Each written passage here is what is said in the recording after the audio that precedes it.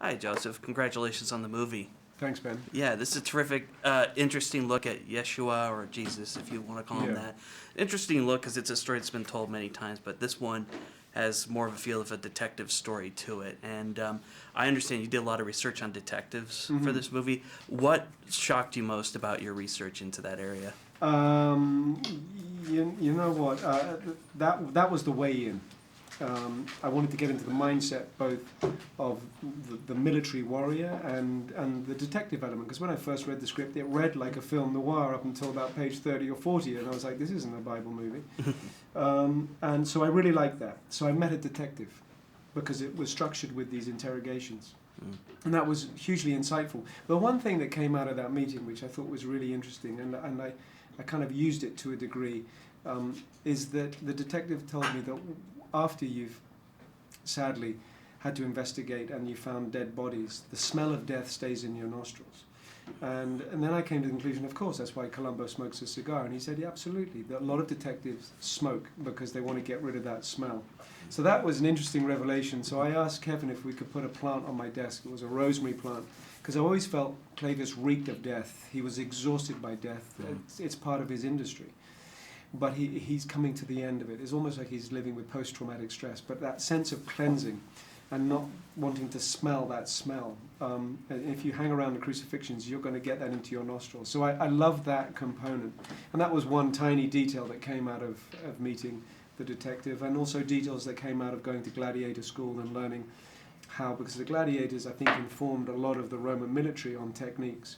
And so learning those techniques gave me an insight into the way that they fought was the way they thought. They were a machine. They were clinical, they were economical, and brutal when they needed to be. And so here we have a man conditioned that way that is up against another form of thinking, and I love that collision.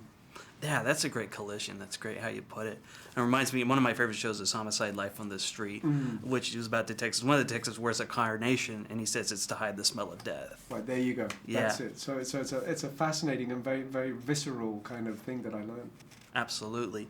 And what were the challenges of taking your character from like being a soldier to where he ends up at the last half of the movie? Was that challenging? Yeah, that was a big challenge, but one that's delicious for an actor. But it's hard to work out. How do you go from essentially being a member of the death squad that crucified Christ and carry the audience with you? And that's a tall order. But I felt that, like I said earlier, that he's exhausted. If anyone is ready for change, it might be Clavius, even if he doesn't know it. So he's also spiritual. He talks to Mars, his chosen god. And so I sense that there's an intelligence and an exhaustion and a spirituality. So when he does meet Christ for the second time and has his world turned upside down and shattered, that he it's not such a huge journey that he couldn't take on the implications of what that is. But still, even with what it represents, even having it right in front of his eyes as evidence, he still has this doubt, this intellectual kind of noise.